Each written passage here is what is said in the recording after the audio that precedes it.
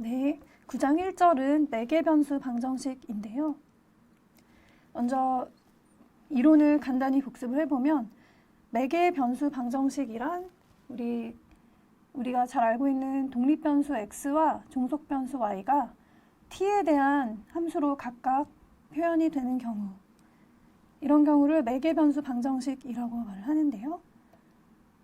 사실 우리는 y는 hx, 그러니까 y가 x와 어떤 관계가 있는지를 직접적으로 표현했던 이런 방정식이 익숙했는데, 좀 관점을 바꿔서 어떤 t라는 매개 변수가 있어서 x도 t에 대한 함수, y도 t에 대한 함수로 표현될 때 이걸 매개 변수 방정식이라고 했었죠. 그리고 이렇게 우리가 그동안 익숙했던 y는 hx 형태는 직교 방정식이라고 이름을 붙였었고요.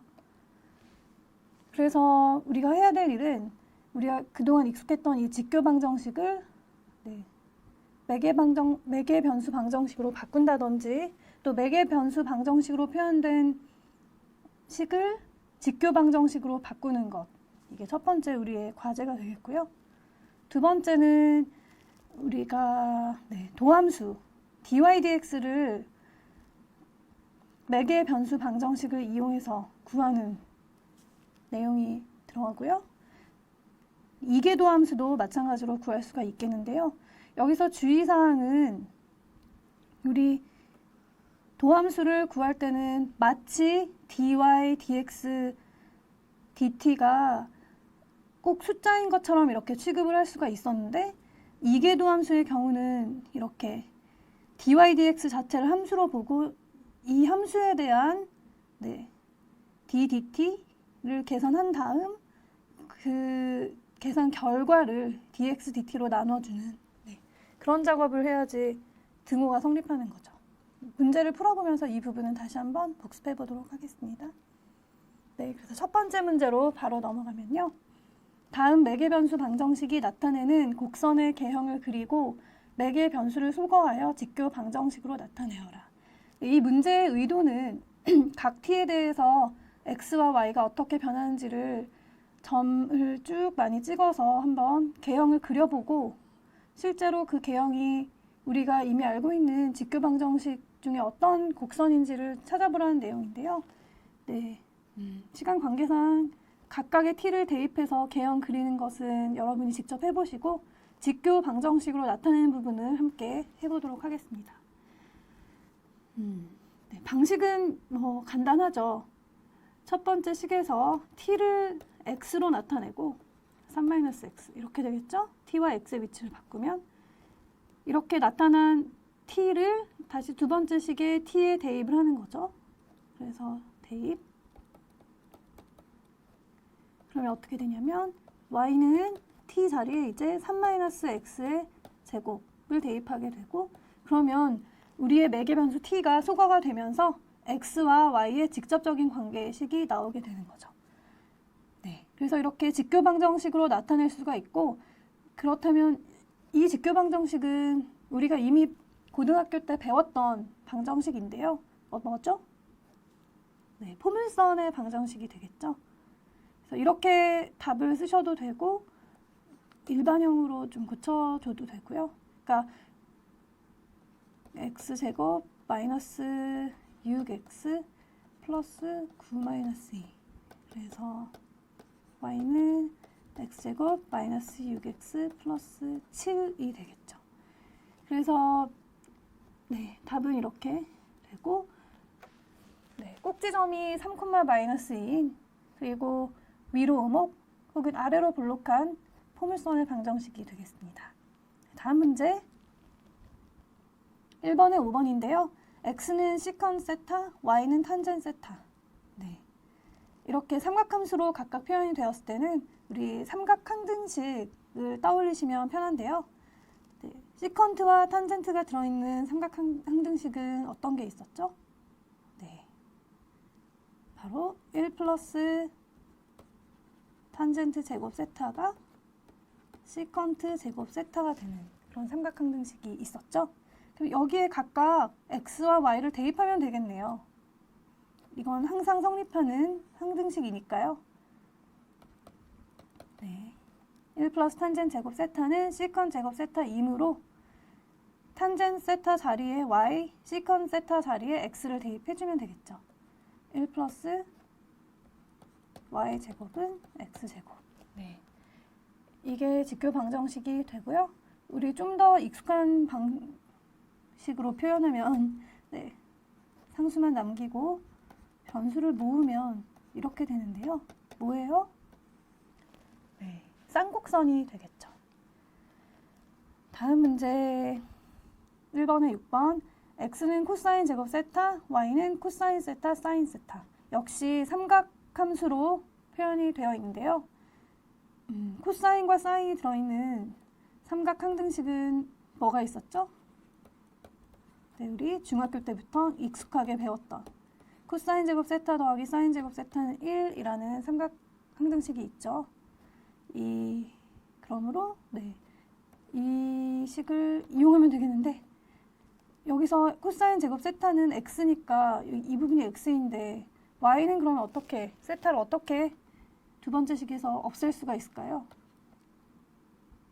y 제곱을 해보면 코사인 제곱 세타, 사인 제곱 세타 2니까 어때요?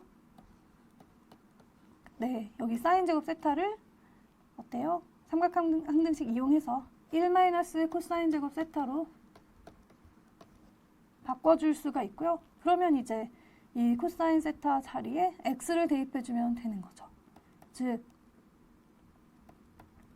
y제곱은 x 1 마이너스 x. 네. x 마이너스 x 제곱인 거니까 모아보면 x제곱 마이너스 x 플러스 y제곱은 0이라는 식이 되고요. 이게 원의 방정식이에요. x의 최고차항과 y의 최고차항의 개수가 둘 다 차수가 개수가 아니고 차수가 둘 다 2이기 때문에 그래서 여러분 좀 더 익숙하게 표준형으로 고쳐보면 확실할 텐데요. 양변에 4분의 1을 더하고 완전제곱 형태로 바꿔주면 되는 거죠. 네, 뭐예요? 중심이 2분의 1, 0이고 반지름이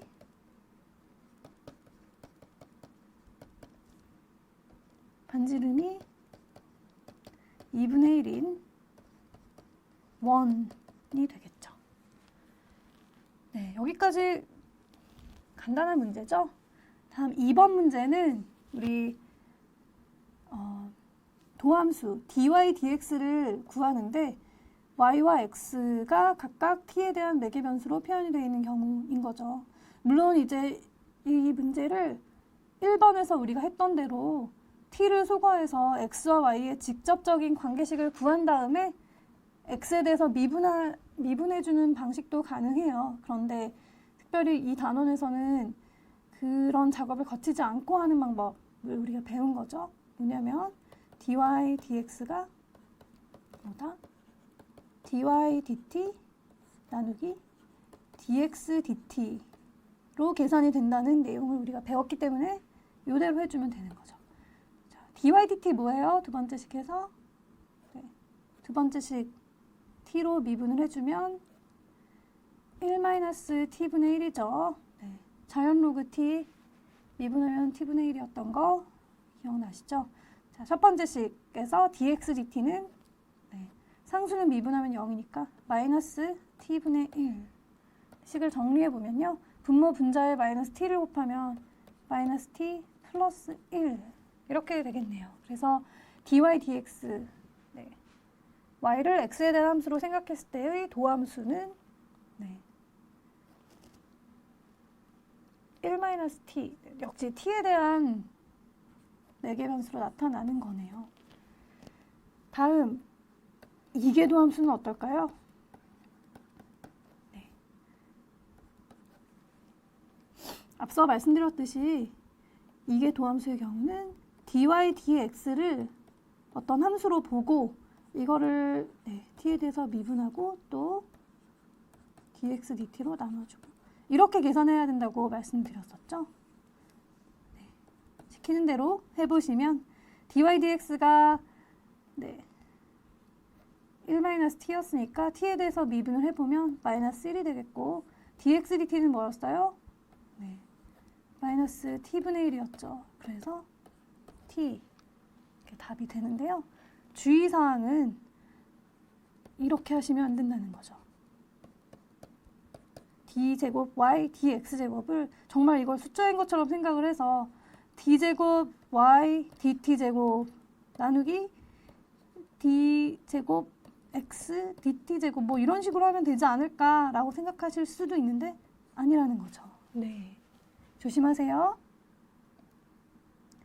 3번 다음 매개변수 방정식 곡선에서 주어진 점에서의 접선의 방정식을 구하여라. 네, 접선의 방정식을 구할 때 뭐가 필요하죠?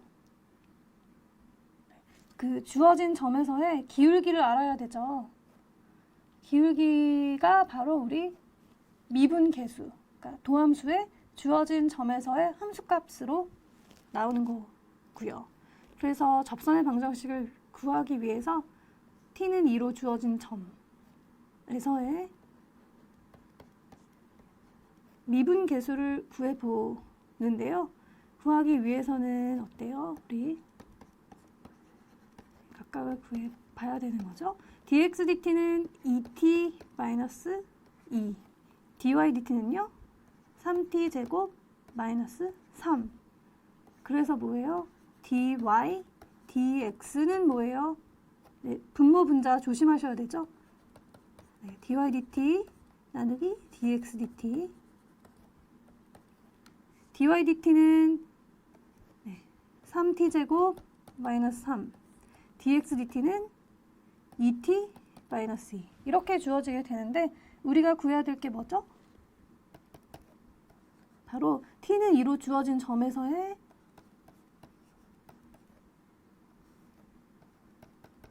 네, 뭐예요? 미분 계수, 즉 이 도함수에 t 대신에 2를 대입한 값을 구해봐야 되는 거죠. t 대신에 2를 대입하면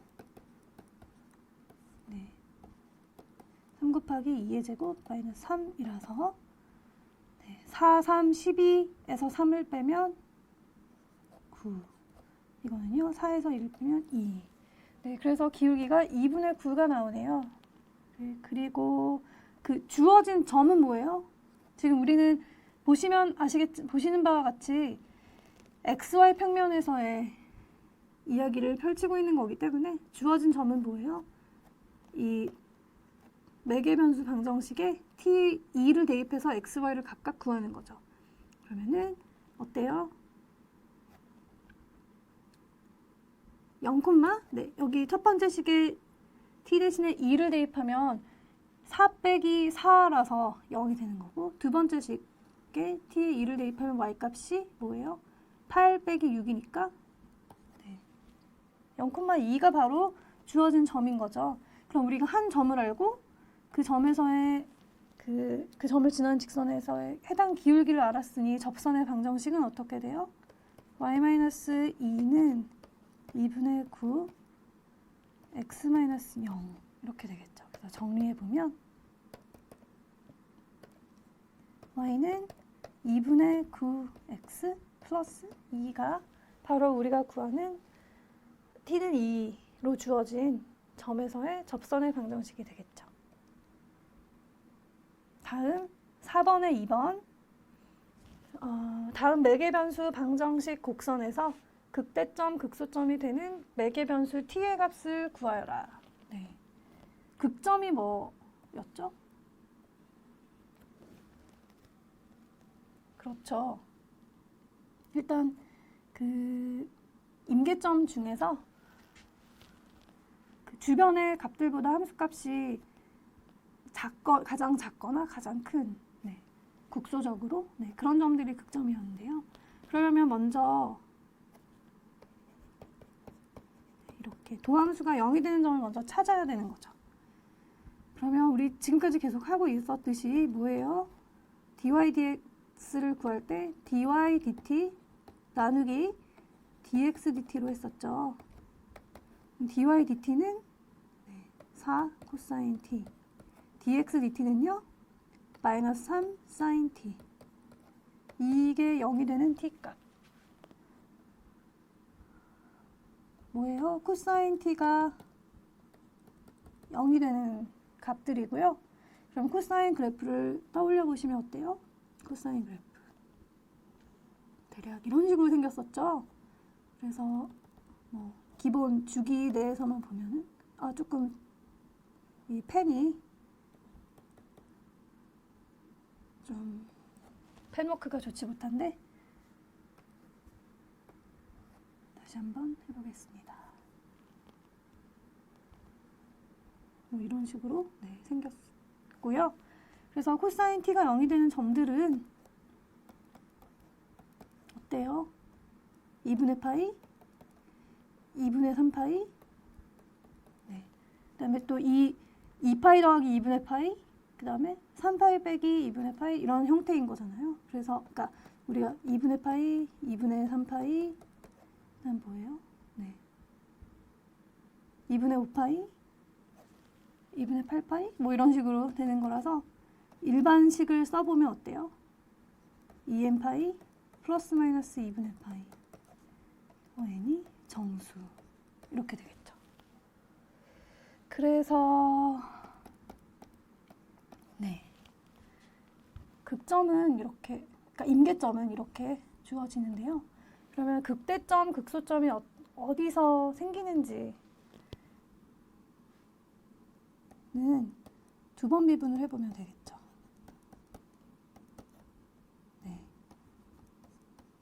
말씀드렸듯이 도함수를 새로운 함수로 보고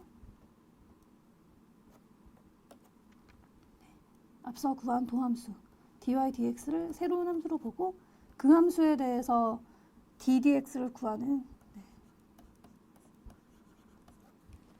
방식인 거 기억하시고요. 그러면은 어때요? 이게 바로 도함수였는데요. t에 대해서 한 번 더 미분하면 어때요?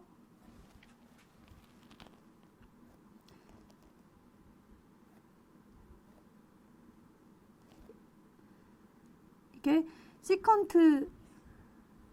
코시컨트 t니까 공식이 기억나시는 분은 코시컨트 미분을 바로 적용하시면 되고 혹시 기억이 안 나시는 분은 어때요? 유리함수의 미분을 이용하면 되겠죠. 그래서 마이너스 3분의 4 기억 안 나시는 분들을 위해서 마이너스 3분의 4를 써놓고 사인 t분의 코사인 t 분모의 제곱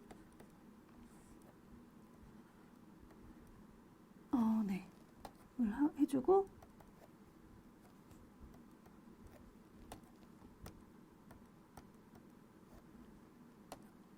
코사인 미분하면 마이너스 사인 t인데 이렇게 되겠고 마이너스 코사인 t에다가 또 코사인 t 여기 좀 자리가 좁은 거 죄송하고요. 이렇게 하면 되겠네. dx dt는 마이너스 3 사인 t였고요. 그래서 계산을 마저 해주면 마이너스는 플러스가 되고 9분의 4에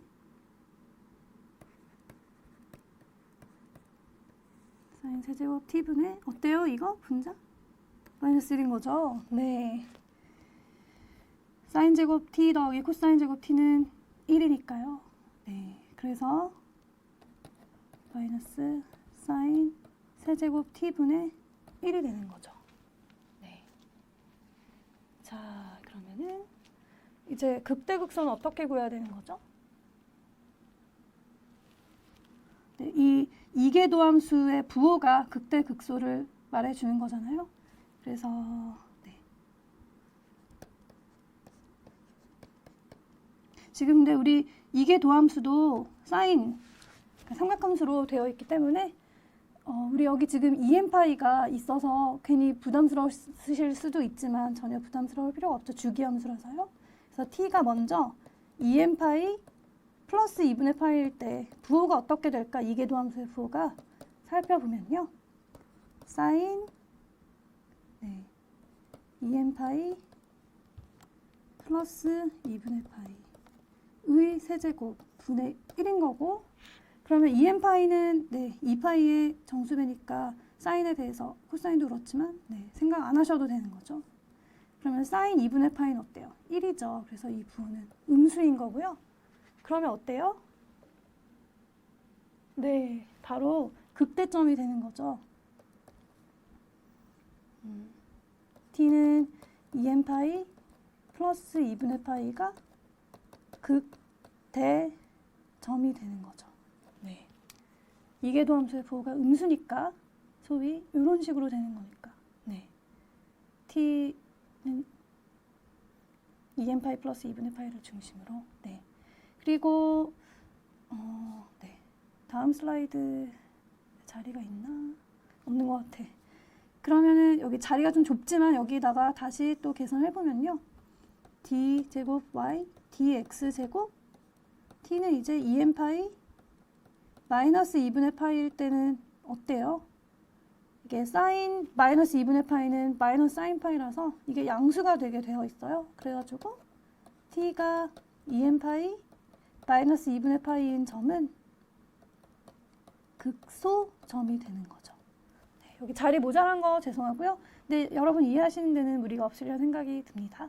네, 그래서 극대 극소 이렇게 구하면 되겠습니다. 네. 자, 6번 곡선 y는 fx를 매개변수 방정식 x는 ft, y는 gt 로 나타낼 수 있을 때 우리가 1학기 때 배웠던 곡선과 x축 사이에 놓이는 영역의 넓이 네, 구했던 거를 이제 매개변수 방정식을 이용해서 구할 수 있다는 거죠. 네, 그러니까 이 fx dx였는데 네, 이제 dx가 어때요?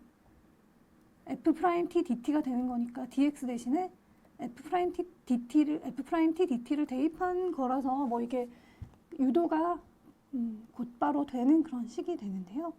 네, 이 공식을 이용해서 1번 타원의 내부의 넓이를 타원 내부의 영역의 넓이를 계산해 보라는 거죠. 매개변수 방정식을 이용해서. 자, 그러면은 우리 이런 형태로 주어져 있을 때 우리 삼각 항등식을 떠올리면 x를 어때요? a 코사인 세타 y를 b 사인 세타 이렇게 치환하면 된다는 건 쉽게 아실 수가 있겠죠?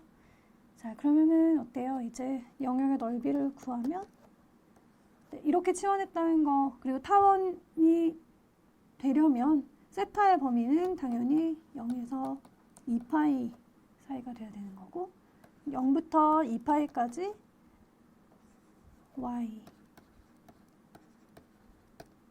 네, b사인 세타 그다음 dx에 해당하는 게 뭐예요? 네, dx에 해당하는 게 dx d세타 d세타 이렇게 소위 네, 바로 공식 이용하고 있는 거죠. 되는 거라서 b 사인 세타 그다음에 dx d세타 뭐예요?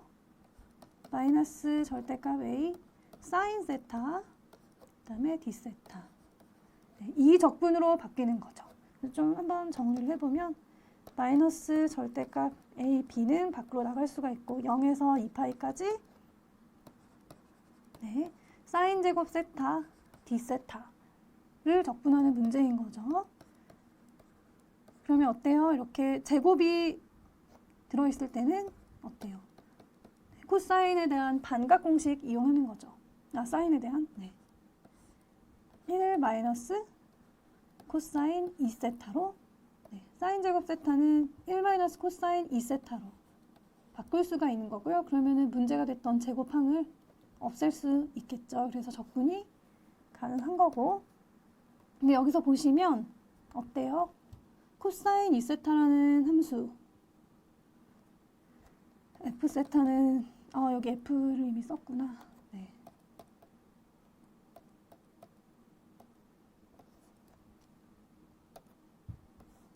네, 뭐 코사인 네 함수의 그래프가 코사인 2세타의 경우에 이렇게 써보죠. 뭐 h세타는 코사인 2세타라는 함수를 떠올렸을 때 어때요? 개형이 이런 식으로 네, 되기 때문에 0에서 2파이까지 적분은 어때요? 이 넓이랑 이 넓이가 캔슬이 되고, 네. 또 이 넓이와 이 넓이들이 캔슬이, 네. 지금 색칠한 부분 넓이가 다 플러스 마이너스로 없어지기 때문에, 네. 적분 결과는 0이 되는 거고요. 그래서 2분의 1에 2파이. 아, 그래서 절대값 AB에 파이가 나오는구나. 그런데 음수네요. 어떻게 된 걸까요? 넓이인데 답은 양수여야 되는데 이렇게 음수가 나온 이유가 뭘까요? 네, 그 이유는요.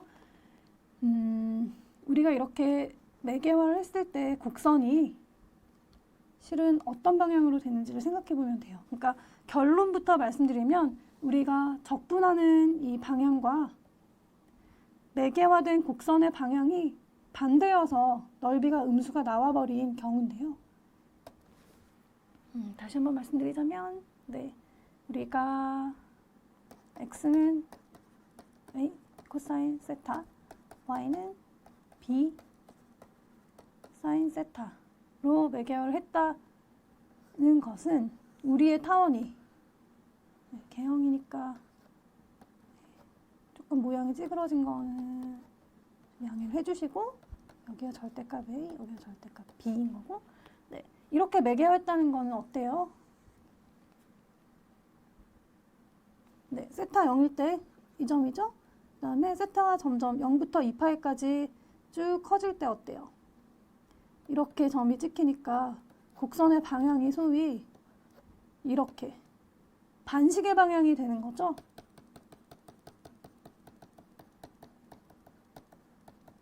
그렇죠? 그래서 어때요? 이 적분이 반시계 방향으로의 적분이 되는 건데 우리 네, 여기선 어때요? x가 어때요? 0부터 x까지 커지는 방향으로 적분을 해야 되는 건데 이 방향이랑 서로 반대 방향이 되는 거예요. 그러니까 네, 이해되시는지 모르겠는데, 네, 우리가 사실 적분을 구할 때 a부터 b까지 fx dx랑 b부터 a까지 fx dx 어때요? 네, 크기는 같고 부호가 반대인 그런 성질이 있죠? 그렇기 때문에 어때요? 우리가 이렇게 x는 a 코사인 세타, y는 b 사인 세타로 치환했을 때 이 곡선 매개화 된 곡선의 방향이 여기 이렇게 되겠지? 네, 이렇게 반시계 방향인데 우리가 구해야 되는 적분의 방향이랑 반대 방향이 된다는 거죠.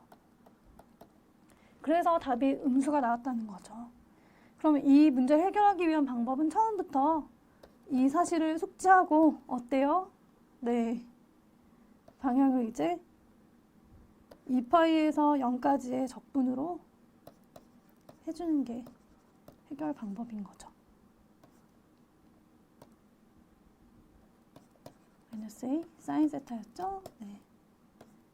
이 계산을 해주는 게 해결 방법인 거고, 뭐 중간 과정은 같기 때문에 계산을 하시면 파이 A, B가 나오는 거죠. 네. 이렇게 해서 교재 문제 중에 핵심적인 문제들을 뽑아서 함께 풀어봤는데요. 네. 마지막으로 우리 9장 1절 내용을 정리를 해보면 4개 변수로 표현된 방정식을 우리가 기존에 알고 있던 직교 방정식으로 바꾸는 것, 그리고 거꾸로 직교 방정식을 4개 변수 방정식으로 바꾸는 것, 이게 이제 자유롭게 되셔야 되고요. 그 다음에 4개 변수 방정식으로 표현된 식에서 우리 x와 y 사이의 이 도함수와 이계 도함수를 계산하는 방법 기억나시나요? dy dx는 뭐였죠? dy dt 나누기 dx dt 이렇게 하는 거. 이계 도함수의 경우는 조금 더 실수하지 않도록 조심하셔야 되죠. 어때요? 그 1개 도함수를 새로운 함수로 보고 이렇게 계산을 해주는 것 조심하시고. 그래서 어때요? 우리가 이렇게 도함수와 이계도함수를 계산할 수 있으면 접선의 방정식과 또 극대 극소점 구할 수가 있는 거죠. 영역의 넓이는요. 네, 원래는 우리가 fx dx 였는데 어떻게? 알파에서 베타까지 어때요? 뭐 쓰자면 yt x 프라임 t dt 이런 식으로 되는 거죠. 네. 그래서 여기까지 9장 1절의 내용을 살펴봤고요. 네, 질문 있으시면 언제든지 우리 스마트 캠퍼스 질의응답 게시판에 올려주시고 또 필요한 부분은 편하게 돌려서 다시 한번 보시면 되겠습니다. 네, 수고 많으셨습니다. 여기까지 하겠습니다. 감사합니다.